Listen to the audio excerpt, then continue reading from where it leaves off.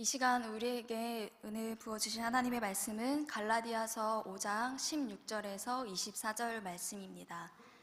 신약성경 308쪽입니다. 갈라디아서 5장 16절에서 24절 말씀입니다. 저와 여러분이 한 절씩 교독하신 후에 마지막 절은 합독하겠습니다. 내가 이르노니 너희는 성령을 따라 행하라. 그리하면 육체의 욕심을 이루지 아니하리라. 육체의 소욕은 성령을 거스르고 성령은 육체를 거스르나니 이 둘이 서로 대적하므로 너희가 원하는 것을 하지 못하게 하려 함이니라. 너희가 만일 성령의 인도하시는 바가 되면 율법 아래 있지 아니하리라. 육체의 일은 분명하니 곧 음행과 더러운 것과 호색과 우상 숭배와 주술과 원수 맺는 것과 분쟁과 시기와 분냄과 당짓는 것과 분열함과 이단과 투기와 술 취함과 방탕함과 또 그와 같은 것들이라. 전에 너희에게 경계한 것 같이 경계하노니 이런 일을 하는 자들은 하나님의 나라를 유업으로 받지 못할 것이요 오직 성령의 열매는 사랑과 희락과 화평과 오래 참음과 자비와 양선과 충성과 온유와 절제니 이 같은 것을 금지할 법이 없느니라. 그리스도 예수의 사람들은 육체와 함께 그 정욕과 탐심을 십자가에 못 박았느니라. 아멘. 아멘. 이는 그리스도 예수 안에 있는 생명의 성령의 법이 죄와 사망의 법에서 너를 해방하였음이라. 아멘. 그렇습니다. 오늘 주신 이 축복 구절의 말씀과 같이 우리는 그리스도 안에 있는 사람들입니다. 더불어 우리는 예수 안에 있기 때문에 생명의 성령의 법으로 인하여 살아가는 자들입니다. 우리는 죄 아래 있는 사람이 아닙니다. 우리는 오직 은혜 아래 있는 자들입니다. 성도 여러분, 부활의 주님 만나셨습니까? 정말이십니까? 네, 저희가 부활절이 지난 지 얼마 되지 않았는데요. 부활하신 그 예수님, 이 부활의 생명의 이 믿음의 신앙을 가지고 살아가는 자들은 말이죠. 오늘 말씀에 나와 있는 것처럼 죄와 사망의 법에서 오히려 해방된 자들입니다. 그리하여서 오직 생명의 법으로 성령의 법으로 성령을 따라가는 자들이 바로 우리 그리스도인 줄 믿습니다. 그렇다면 우리 옆에 계신 우리 성도님들에게 한번 이렇게 물어보실까요? 부활의 주님 만나셨습니까? 진짜 만나셨습니까? 네, 그렇다면 제가 여러분들에게 한번 여쭤보겠습니다. 그렇다면 부활의 주님을 만나신 여러분, 성령을 따라 나의 생각과 나의 눈빛과 나의 손과 발로 하는 모든 것, 성령을 따라 행하고 계십니까? 저는 여기서 선뜻 대답을 잘 못하겠더라고요. 왜냐하면 오늘만 해도 그렇고 부활주일이 지난 지 얼마 채 되지 않았는데도 불구하고 제가 눈으로 다른 사람을 나쁘게 쳐다보기도 하고 불과 며칠이 안 됐는데도 말이죠. 제 마음속으로 누군가를 불편해하기도 하고 그래 참아야지. 그래 지금 제자 훈련 받고 있으니까 넘어선 자의 삶으로서 나의 모든 것 주님을 따라서 성령을 따라 한번 살아가 보자 라고 그렇게 곱씹고 또 생각하고 생각하지 아니하면요, 우리는 여전히 죄 아래 계속해서 살아가려고 하는 그 본성 가운데 살아가고 있습니다. 하지만 말씀 가운데 분명하게 말씀하고 계시죠. 우리는 그리스도 안에 있는 자들이고 죄 아래에서 오히려 해방된 자들인 줄 믿습니다. 그렇다면 우리가 부활주일이 얼마 지나지 않은 가운데 과연 부활의 주님, 정말 살아계신 하나님을 만난 사람은 어떻게 살아가는 것일까 한번 더욱더 고민하게 되었습니다. 그러면서 제가 정말 주님을 인격적으로 만났던 그때를 생각해 보게 되었는데요. 그때는 바로 고등학교 때였습니다. 제가 고등학생 시절 때 부모님이 아무래도 목사님이시다 보니까 집이 교회였고 교회가 저의 집이나 다름이 없었습니다. 왜냐하면 아버지 서재에서 문 열고 나가면 바로 교회 성전이었었거든요. 그리고 엄마를 따라서 새벽이든 저녁이든 심야든지 간에 부모님 이제 엄마 발 옆에 그냥 누워서 이런 장의자에서도 불구하고 그냥 누워서 잤던 기억은 아주 많이 있습니다. 그만큼 교회에서 모든 시간을 보냈던 저였는데 그냥 교회를 습관처럼 마당만 밟는 그런 교회를 다니는 그냥 종교인이었습니다. 그런데 어느 날 예수님을 정말 인격적으로 만나게 되었는데요. 바로 고등학교 수련회 기간이었습니다. 그때 예수님을 인격적으로 만나고 나서부터 정말 눈물, 콧물, 모든 구멍이랑 구멍인데에서는 모든 물들이 다 쏟아져 나왔던 경험을 하면서 내가 정말 죄인인 것을 깨닫게 되었고, 나의 죄를 하나님께서 사해 주셨구나. 그 십자가 사건이 저의 사건이 되더라고요. 정말 하나님이 살아계심이 믿어졌고, 그냥 머리로만 알았었고, 그냥 부모님이 목회자이기 때문에 집이 교회니까 그냥 발로 왔다 갔다 했던 저의 모습이 아닌, 정말 내 안에 죄가 발견이 되었고, 정말 마음으로 지은 죄까지도 회개하게 되고, 정말 시간이 가는 줄 모르고 기도했었던 저의 모습을 발견하게 됩니다. 그런데 이렇게 그냥 내 안에 성령님이 오셔서 주님을 영접하고 그냥 회개하고 그걸로 끝나지 않았습니다. 제 삶 가운데 변화가 나타났습니다. 그 변화 중에 가장 큰 변화 중에 하나는 무엇이었냐면요, 바로 저의 입술이 변화되었습니다. 바로 언어의 변화인데요. 많은 학생들이 그런 것처럼 저도 저의 입술을 통하여서 선한 것을 말한 적이 그렇게 많지는 않았던 것 같아요. 어떻게 하면 저 친구의 마음을 더 아프게 할 수 있을까? 그렇게 가시돋친 말을 하기도 했었고요. 때로는 감탄사가 욕설이 난무할 정도로 정말 나쁜 말들을 일삼아서 했었던 저의 그 입술이, 저의 모든 언어가 변화되기 시작하더라고요. 다른 사람을 미워하고 싶어 하는 마음, 그리고 막 화가 나고 짜증나서 무언가 물건을 던지고 싶던 저의 모습들, 그리고는 다른 사람의 마음을 아프게 하기 위해서 혹은 나의 기분 좋음을 나타나기 위해서 욕을 하고 싶었던 그 마음들이 생각나지 않고 나오지 않고 욕을 듣는데 굉장히 마음이 불편하더라고요. 그런 것처럼 저의 언어가 변화되어지는 것을 보게 되었습니다. 그러면서 자연스럽게 저의 성품 또한 부족하지만 차츰차츰 천천히 하나님께서 기뻐하시는 모습으로 바뀌어져 가고 갈고 닦아져 가는 모습을 보게 되었습니다. 그런데 지금 저의 모습을 보게 되면 꼭 그렇지만은 않은 것 같습니다. 그래서 이 자리에서 이 고백을 하는 것이 참 부끄럽기도 한데요. 왜냐하면 과거에 머물러 있고 지금 이 상황들이, 이러한 그 성령의 은혜가 매 순간순간 일어나지 않고 있는 저의 모습을 보면서 이 고백을 통하여 다시금 결심하게 됩니다. 근데 예수님의 제자들의 모습도 보게 되면은요, 분명히 예수님과 3년이나 같이 자고 밥을 먹고 모든 기적을 다 보면서 동거동락했습니다. 그럼에도 불구하고 그들의 삶 가운데에서는 하나님께서 기뻐하시는 것보다 자신의 욕심을 채우기를 원했었고, 육신의 소욕을 따라 살아가는 그들의 모습을 보게 됩니다. 그런데 그들이 변화되기 시작합니다. 그때가 언제였나요? 바로 부활의 예수님을 만났습니다. 그리고 예수님께서 말씀하신 그 성령을 선물로 받은 그 순간 그들은 뒤집어지기 시작했고, 그들은 하나님의 일들을 담대하게 거침없이 넉넉히 이기며 행하기 시작했습니다. 그런 것처럼 우리가 부활하신 그 주님, 생명이신 그 예수님을 만났을 때 우리의 삶이 변화될 줄 믿습니다. 그렇게 이제 오늘 말씀을 보시게 되면은 우리는 너무나도 잘 알고 있는 갈라디아서 말씀입니다. 바로 성령의 열매이죠. 예수님을 만난 자, 그리스도인들의 삶 가운데 나타나야 하는 가장 보여지는 것이 바로 이 성령의 열매인데요.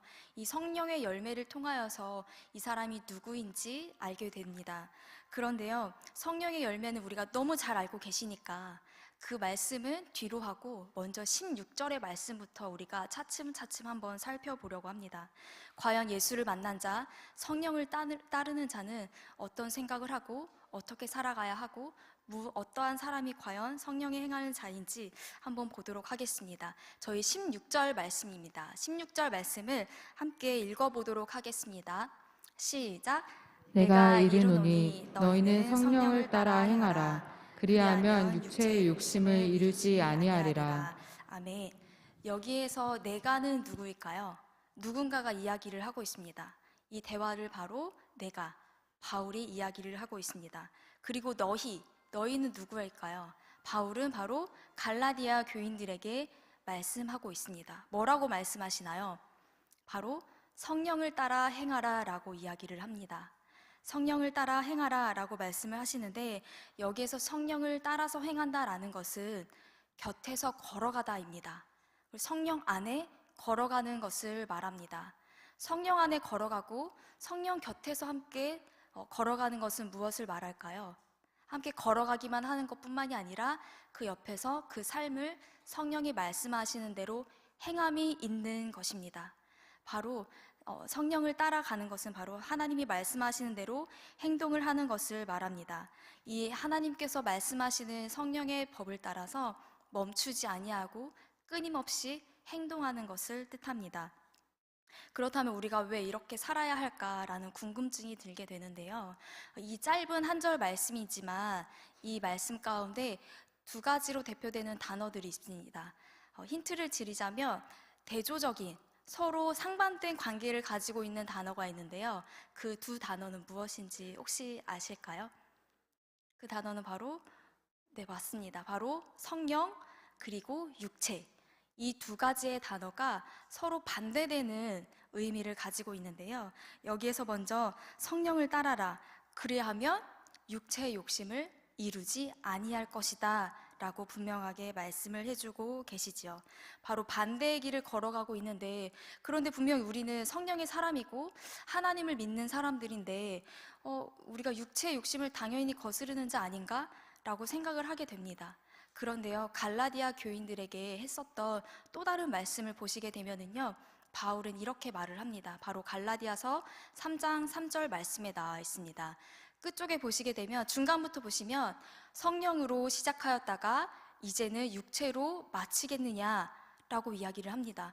분명히 우리는 성령의 은혜를 받은 자이고 예수를 만난 자이지만 우리의 삶 가운데 성령님 옆에서 성령 안에서 따라서 걷지 아니하고 그와 같이 행하지 아니할 때 우리는 육체로 맞춰가는 자, 성령과 반대되는 육신의 일을 따라가는 자로 살아간다라는 것입니다. 그런 것처럼 우리 가운데 하나님 없이 하나님을 따라 행하지 않게 된다면 우리 안에 있는 육신의 소욕, 바로 죄의 마음을 따라 걸어가는 모습을 우리 안에 발견하게 됩니다. 그리스도인이라 할지라도 우리는 분명히 우리의 존재는 죄와 성령이 우리 안에 함께 살고 있음을 우리는 발견하게 됩니다. 그런데 여기 중요한 것은 나는 분명히 성령이 말씀하는 대로 살아가는 사람이야 라고 그렇게 우리는 담대하게 말할 수 있고 당당하게 우리는 선포할 수 있습니다. 그런데 여기에서 너무나도 중요한 것이 있습니다.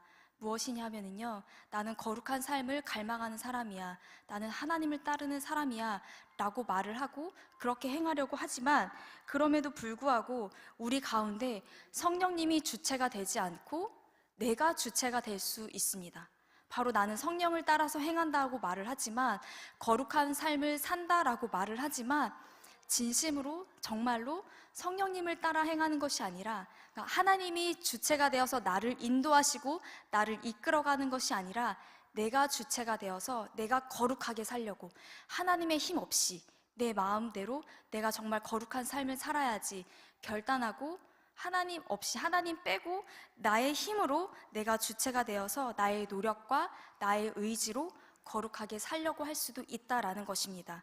그것이 바로 이 거룩한 갈망마저도 육체의 소욕이 될 수 있다라는 그 위험을 우리는 늘 기억해야 할 줄 믿습니다. 그렇게 우리의 겉보기에는 거룩한 모습을 보이는 것 같지만 사실 실상으로는 깊은 우리의 내면 가운데 바라보게 되면 내 안에 드러내고 싶은 마음, 자랑하고 싶은 마음, 나 이렇게 거룩한 사람이야, 나 이렇게 새벽 예배도 빠지지 아니하고 심지어 주중 예배도 드리는 거룩한 삶, 하나님 보시기에 기뻐하시겠지 하는 나의 깊은 그 내면 가운데 하나님의 그 성령을 거스르는 마음이 있을 수 있다라는 것입니다. 그래서 이제 내가 주체가 아닌 성령님이 주체가 되어서 성령이 이끄시는 대로 그분께 나의 모든 것을 맡기시는 성도 여러분 모두가 되시기를 소망합니다. 그리하여서 이제 우리는 더 이상 율법 아래 있지 아니하는 자가 되기를 소망합니다. 우리 다음 절 18절 말씀을 보시게 되면은요, 성령의 인도함을 받는 사람은 어떻게 될까요? 바로 율법 아래에 있지 아니하게 됩니다. 율법 아래 있지 아니하는 자는 바로 하나님께 주권을 맡긴 자입니다. 나의 욕심대로, 나의 생각대로가 아닌 하나님의 그 주권 가운데 주님을 믿고 따르는 자, 온전히 주님만을 신뢰하는 자인 줄 믿습니다. 이렇게 성령은 우리의 성령과 육을 대립을 시키면서 바울이 이 말씀을 전해주고 있는데요. 그렇다면 우리가 왜 육신을 따르면 안 되는지 육의 일들을 통하여서 설명해주고 있습니다. 사도 바울은 친절하게 우리 말씀을 통하여서 알려주고 있는데요. 저희 5장 19절 말씀부터 함께 보도록 할 텐데 19절부터 21절까지 함께 읽어보도록 하겠습니다. 갈라디아서 5장 19절에서 21절까지 함께 천천히 한번 읽어보고 한 절 한 절 한번 찾아보도록 하겠습니다. 시작. 육체의 일은 분명하니 곧 음행과 더러운 것과 호색과 우상 숭배와 숭배와 주술과 원수 맺는 것과 분쟁과 시기와 분냉과 당 짓는 것과 분열함과 이단과 투기와 술 취함과 방탕함과 또 그와 같은 것들이라. 전에 너희에게 징계한 것 같이 경계하노니 이런 일을 하는 자들은 하나님의 나라를 유업으로 받지 못할 것이오. 아멘. 여기에서 육체의 일들을 설명해 주고 있는데요. 19절 말씀에 보시게 되면 이 말씀을 통하여서 갈라디아서 말씀은 육체의 일을 분명하게 이야기한다고 합니다. 여기에서 육체의 일이라고 나온 것은 한 가지가 아니라 여러 가지 복수 형태로 쓰여지고 있습니다. 그래서 우리가 읽은 것처럼 여러 가지 육체의 일들의 형태들을 우리가 보게 되었는데요.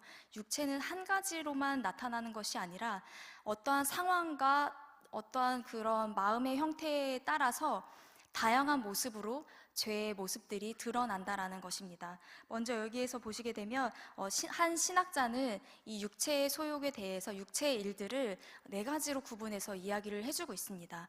먼저는 우리 19절에 나와 있는 것처럼 음행과 더러운 것과 호색, 이 세 가지를 들어서 영적인 차원이라고 성적인 차원에 대해서 이야기를 해주고 있는데요. 이 성적인 차원을 통하여서 우리에게 보여주는 육체의 일들은 바로 하나님의 질서를 더럽히는 것과 다름이 없습니다. 하나님께서 정해놓으신 이 성적인 차원의 질서들을 사람의 욕심으로 말미암아 사람의 욕심을 채우고 욕망을 위하여서 사용하는 것, 그것이 바로 육체의 일이고 바로 하나님의 질서를 어지럽히는 일이라고 볼 수가 있습니다.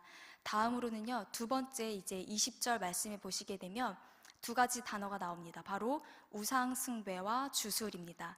이 두 가지 행위는 종교적인 행위와 맞물리는 것인데요. 이 종교적인 행위가 하나님이 아닌 다른 것, 또 그 무언가가 바로 내가 될 수도 있고 어떠한 사람이 될 수가 있고 부모가 될 수도 있고요. 때로는 일이 될 수도 있고 하나님이 아닌 다른 것을 우리가 숭배하고 또는 하나님을 믿지 아니하고 다른 것을 찾아가서 하나님의 앞으로의 일들이 무엇이 벌어질지 물어보는 그 주술의 행위들, 바로 종교적인 차원의 그런 모든 행위들을 보시게 되면 하나님의 통치, 하나님의 주권을 전혀 인정하지 않는 모습을 말합니다. 이것이야말로 바로 육체의 일입니다. 성령을 따라가는 성령의 일이 아닌 하나님이 아닌 바로 사람의 일들을 따라가는 것이라고 볼 수가 있게 됩니다. 그래서 우리는 하나님을 인정하지 아니하는 모습이 우리 안에 있을 수 있습니다. 나는 우상 숭배하지 않아, 나는 주술하지 않아 라고 말은 하지만 내 마음속에 때로는 젊은 사람들은요, 길가에 가다 보면 타로 점을 보는 곳이 있습니다. 그냥 취미로, 그냥 재미로 어떨까 궁금해서 한번 해볼까 하는 마음들이 있기도 하고, 때로는 하나님이 아닌 다른 것들을 내가 경배하고 사랑하는 것, 그것이 바로 자녀가 될 수도 있다는 그러한 위험을 여러분들은 잘 알고 계실 것입니다. 이러한 종교적인 차원들도 우리 가운데에서 육체의 일들로 나타나는 일인 것임을 우리가 기억해야 합니다. 바로 세 번째 차원으로는요, 원수 맺는 것, 분쟁하고 또 시기하고 또 우리가 분내고 당짓고 분열하고 이단하고 또 투기에 이러한 형태들을 바로 사회적 차원으로 보게 되는데 바로 사람과의 관계를 뜻하고 있죠. 사람과의 관계 안에서도 성령이 아닌 육체를 따르는 일들이 드러나게 됩니다. 우리 가운데는 이러한 모습 속에 사회적 차원 속에서 내 마음 같은 내 마음 깊은 내면 가운데 마음으로만 갖고 있는 것이 아니라 마음속에 있는 것들을 행동으로 행하기도 합니다. 그래서 누군가를 미워하고 누군가를 분쟁하게 되고 또 우리는 당을 짓고 우리 마음 가운데 분열하는 행위들로 드러나는 것을 보게 됩니다. 그리고 육체의 일들 가운데 네 번째 차원으로는요, 바로 21절 말씀에 있는 우리의 술 취함과 방탕함이 나와 있습니다. 이 술 취함과 방탕함은 바로 음주의 영역, 또 다른 말로 말하게 된다면 우리가 쉽게 이해를 하자면 무절제와 관련된 영역이라고 볼 수가 있습니다.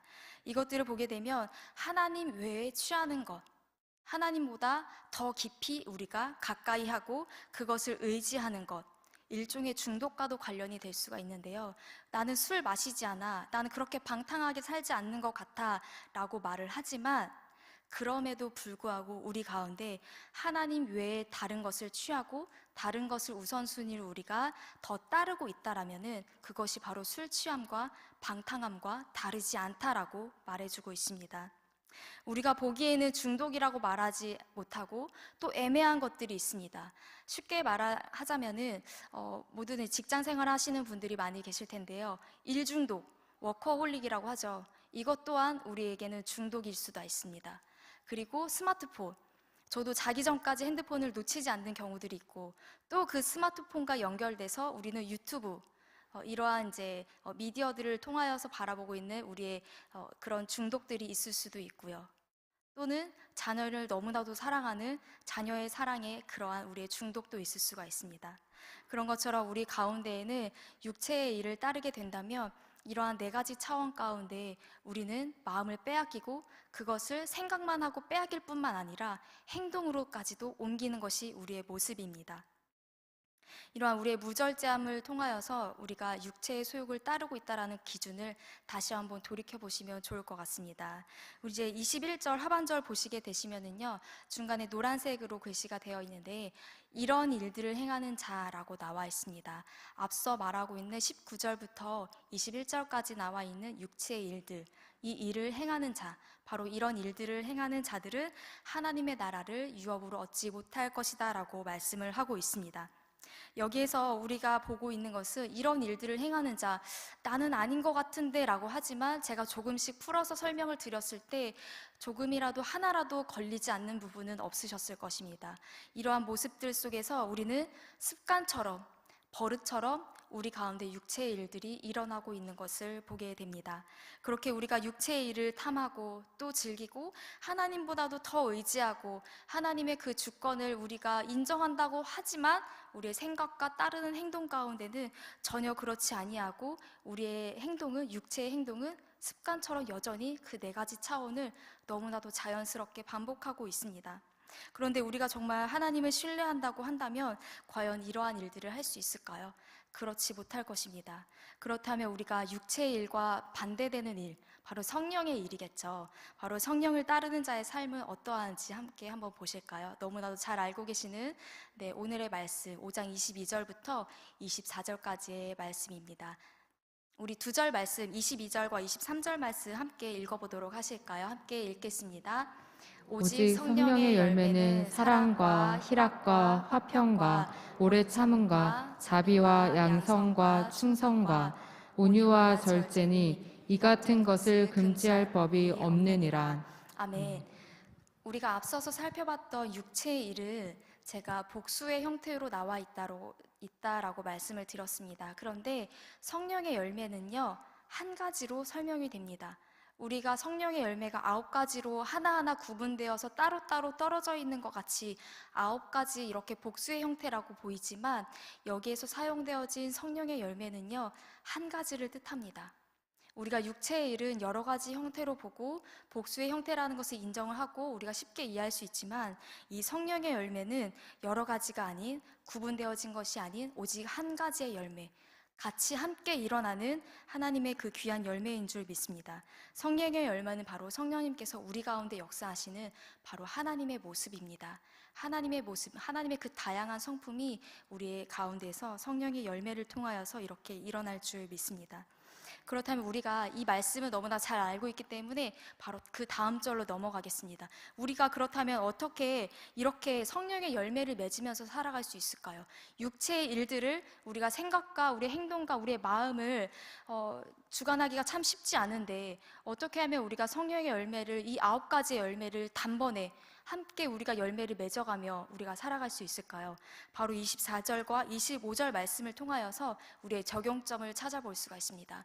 우리 24절과 25절 말씀 함께 읽어보도록 하겠습니다. 시작. 그리스도 예수의 사람들은 육체와 함께 그 정욕과 탐심을 십자가에 못 박았느니라. 만일 우리가 성령으로 살면 또한 성령으로 행할지니. 아멘. 첫 번째로는 24절에 나와 있는 것처럼 첫째, 정욕과 탐심을 십자가에 못 박으라입니다. 그리고 두 번째는 성령으로 행하라입니다. 먼저 첫 번째 우리의 적용할 점은요, 십자가에 우리의 정욕과 탐심, 우리의 모든 육체의 일들, 모든 생각을 바로 십자가에 못 박는 것입니다. 우리는 예수님께서 십자가에 죽으심으로 말미암아 그것을 믿음으로 인하여서 그와 동시에 우리의 죄는 십자가에 못 박혔습니다. 다 믿으시지요? 우리 로마서 말씀, 로마서 6장 1절과 2절 말씀을 보시게 되면은요, 너무나도 잘 알고 계시는 말씀인데, 그런즉 우리가 무슨 말을 하리요? 은혜를 너희에게 더하려고 죄에 거하겠느냐? 2절 말씀에 그럴 수 없다.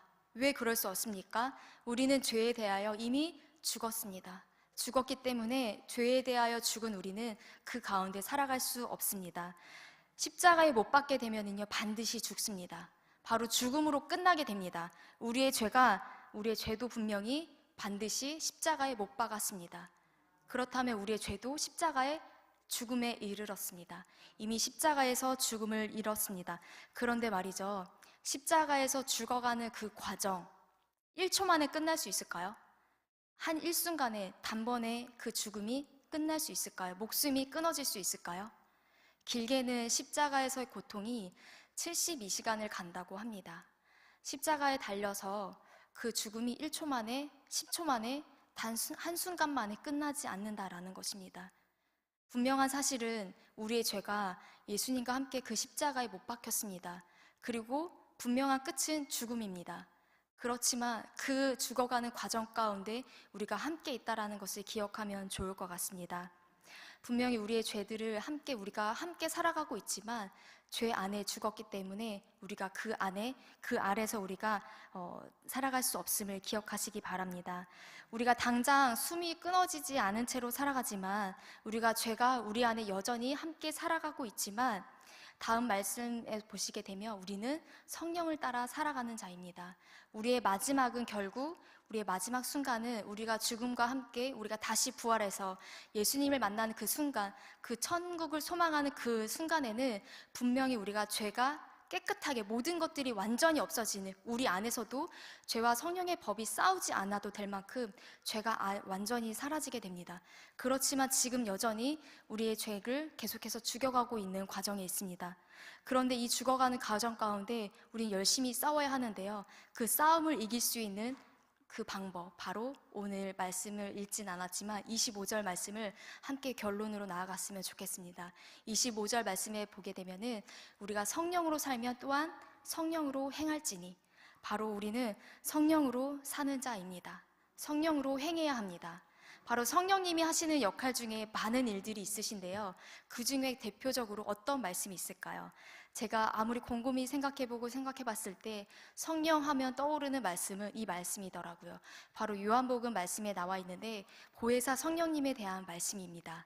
바로 요한복음 14장 26절 말씀에 보시게 되면 보혜사 곧 아버지께서 내 이름으로 보내실 성령, 그가 너희에게 모든 것을 가르치시고 또 내가 너희에게 말한 모든 것을 생각나게 하리라. 바로 성령님께서 하시는 역할은 모든 것을 우리에게 가르치시는 분이시고 또 우리에게 모든 것을 생각나게 하시는 분이신 줄을 믿습니다.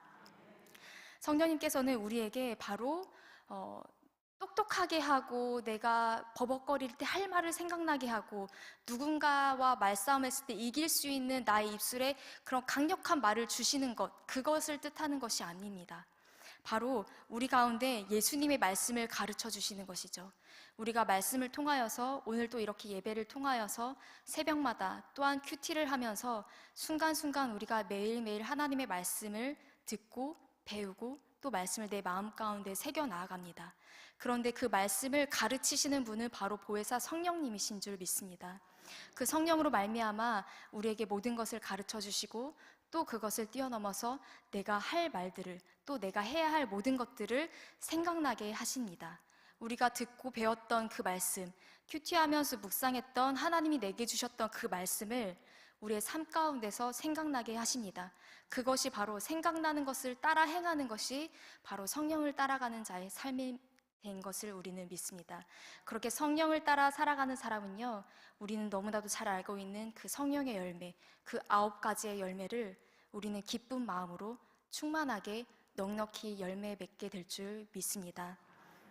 그리하여서 우리의 삶 가운데 그 부활하신 예수님의 그 새 생명이 우리 안에 들어오고 성령을 선물로 받으신 저와 모든 여러분, 이것으로 말미암아 우리는 새로운 피조물이 되었을 줄 믿습니다. 그리고 이제는 더 이상 육체의 소욕을 따라가는 것이 아니라 십자가에 못 박아서 더 이상 살아나지 아니하고 우리는 그것을 죽이고 오직 성령의 법으로 말미암아 열매를 풍성히 맺어가는 우리가 되어야 할 줄 믿습니다. 그러한 삶을 우리 교회에서는 이렇게 이야기를 하죠. 바로 넘어선 자의 삶.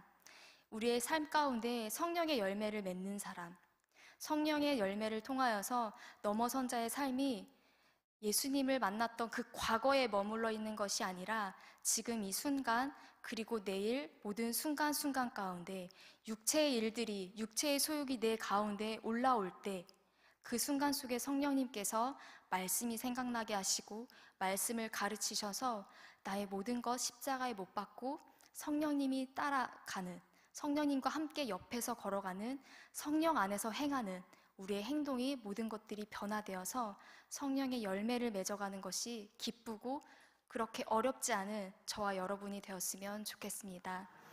이 성령의 열매를 맺는 삶 가운데 여러분 모두를 초대합니다.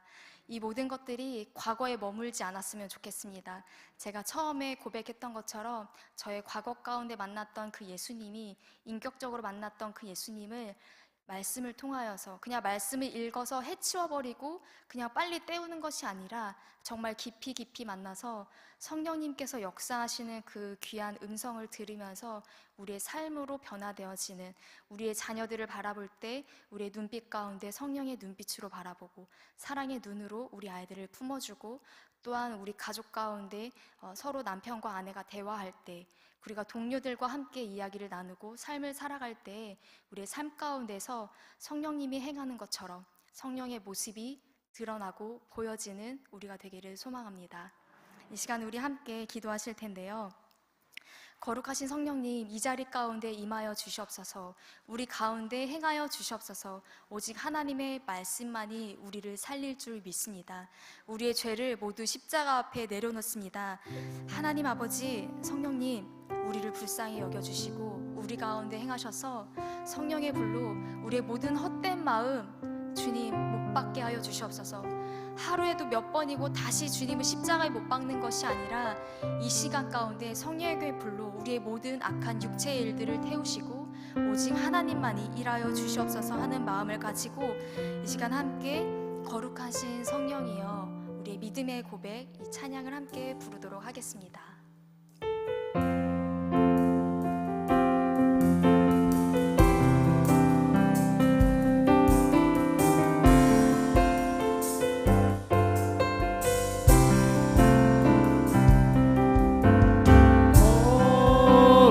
거룩하신 성령이여